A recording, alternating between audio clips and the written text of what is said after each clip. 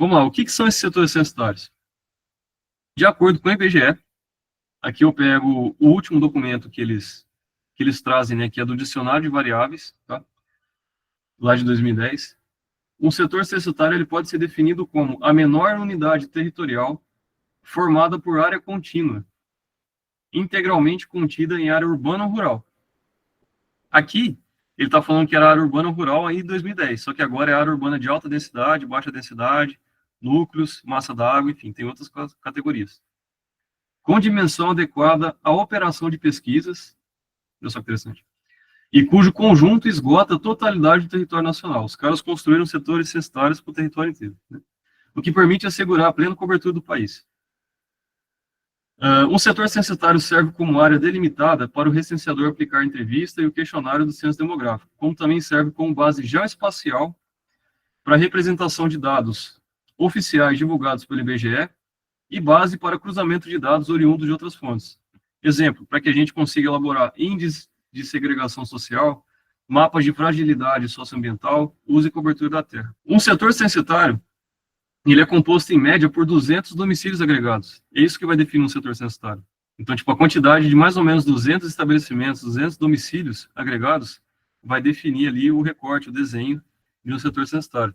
Então, ele não obedece, necessariamente, às delimitações dos bairros. Bairros é um problema muito sério que a gente encontra no universo de geoprocessamento, porque não existem bairros delimitados, shapefile de bairros, para todas as cidades do Brasil, né? Isso seria a cargo das prefeituras delimitar esses bairros, né? Porque existe toda uma questão de plano diretor, enfim. E aí é muito difícil a gente conseguir esse material por bairros, certo? Então, por isso que a gente opta tanto em trabalhar por setores censitários, né? Que também está representando ali uma delimitação mais ou menos parecida com o bairro, só que o critério para estabelecer esses setores são diferentes. Eles consideram aqui, em média, 200 domicílios agregados, 200 habitações ali para definir. Oi, pode falar. João, eu só quero complementar uma coisa. Pensando na política de assistência, como o João acabou de falar, gente, nós temos muita dificuldade de utilizar, então, os dados do cadastro único no QGIS, porque ele precisa ter um elemento em comum, né? E o elemento que, né, eu tenho trabalhado, mas aí eu estou falando de municípios de até 50 mil habitantes, não, né, não tão grande, como ou o município, de repente, tem esse limite de bairro no formato, né, Shape, ou ali no KML, KMZ, que a gente consiga trabalhar no QGIS, para a gente trabalhar com dados do cadastro único. E aí, é só um exemplo mesmo do que eu faço. Então, o que eu faço? Eu vou lá no Google Earth, eu faço os limites dos bairros, desenho mesmo, sabe? Desenho bairro por bairro, né? Depois eu transformo ele em shape, né? Todo o conjunto de bairros do município, e aí eu vou criar um elemento em comum para eu levar os dados do cadastro único, porque eu consigo fazer o que a gente chama de união. Então, eu tenho o nome dos bairros e eu tenho o nome dos bairros com os dados numa planilha de Excel.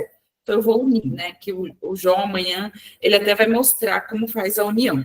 Então, quando a gente fala, pensando mesmo na política de assistência, nos dados do cadastro único, a gente precisa trabalhar por bairro, porque a gente não consegue trabalhar por setores censitários, a gente não tem isso na base. Se não existem protocolos, né, para que seja definido assim com mais...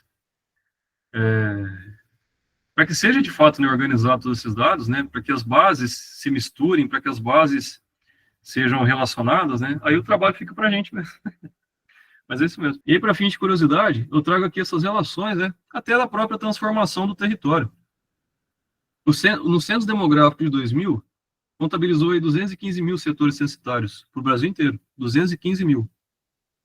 Em 2010, aumentou 100 mil setores censitários. E no censo de 2022, aqui em torno de 450 mil, ou seja, dobrou, mais que dobrou, na verdade, no intervalo aí de 22 anos. Né? O Brasil tipo, transformou ao ponto de dobrar a quantidade de setores censitários. Sabe? E também tem um dado muito interessante, que o crescimento dos municípios foi maior do que o crescimento da própria população. Não sei se vocês acompanharam essas informações quando soltou os dados. Né? Então, a cidade está sendo muito mais construída do que a população está crescendo, né? E aí a gente já coloca aí algumas lógicas de mercado imobiliário, né? De toda uma questão da produção do espaço, enfim. Existem essas relações de mais produção de espaço do que de aumento da população. Taxa geométrica de crescimento das cidades. Aqui eu acabei.